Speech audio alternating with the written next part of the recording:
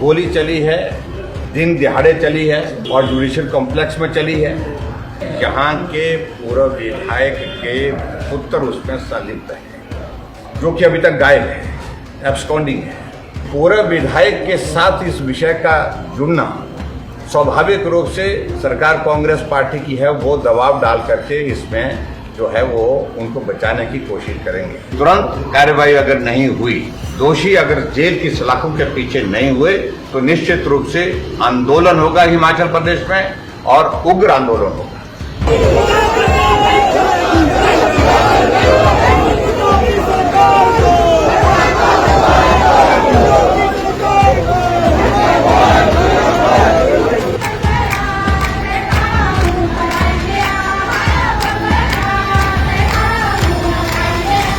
गोली चली है और जुडिशियल कॉम्प्लेक्स में चली है, दिन दिहाड़े चली है, गोली चली है। गोली चलाने वालों का जो कनेक्शन जिस प्रकार से निकल रहा है, क्योंकि उसमें इन्वेस्टिगेशन की प्रोसेस अभी तक चली है, वो अभी तक जो चीज़ें उसमें से निकल करके आ रही है कि यहाँ के पूर्व विधायक के पुत्र उसमें संलिप्त है, जो कि अभी तक गायब है, एब्सकॉन्डिंग है, कि दोषी जो है उसके खिलाफ कार्रवाई तुरंत होनी चाहिए।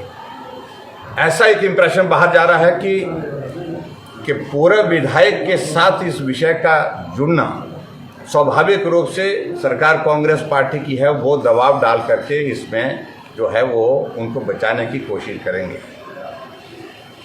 और इस कि दोषी के खिलाफ कार्रवाई हो, तुरंत हो और सरकार के दबाव में कोई चीज़ बर्दाश्त नहीं होगी।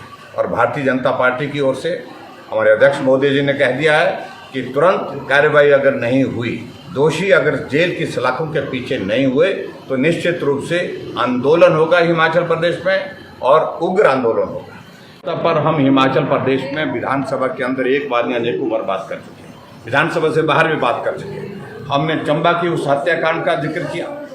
आंदोलन करने के बाद हम और अध्यक्ष महोदय जी वहाँ पर परिवार को मिलने के लिए जा रहे थे, लेकिन हमको रास्ते में रोक दिया गया, हमको मिलने नहीं दिया गया। पालमपुर में एक युवती के साथ बस स्टैंड पर जो है वो दरार से हत्या करने का प्रयत्न हुआ, लहूलुहान कर दिए, कितने उसके ऊपर वार किए गए। वो पीजीआई में जिंदगी और मौत के बीच में अभी तक भी जूझ रही है। और मर्डर की इतनी घटनाएं, लगभग 75 से ज़्यादा मर्डर की घटनाएं इस छोटे से 1 साल, 1.25 साल, 1.5 साल के कार्यकाल में ही हिमाचल प्रदेश में हो गई। कानून व्यवस्था एक हमारे बहुत बड़ा कंसर्न है, देवभूमि हिमाचल प्रदेश।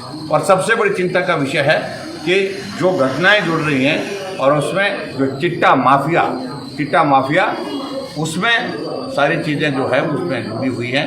इसलिए मैं ये कहूँगा कि हमारा कंसर्न सिर्फ इतना है कि जो दोषी हैं, चाहे वो चिट्टे के व्यापारी हैं, चिट्टे का धंधा करते हैं, चाहे वो इस घटना की फिलहाल जो जिस तरह का रूप दिया गया है इस घटना को, उनके खिलाफ तुरंत कार्रवाई।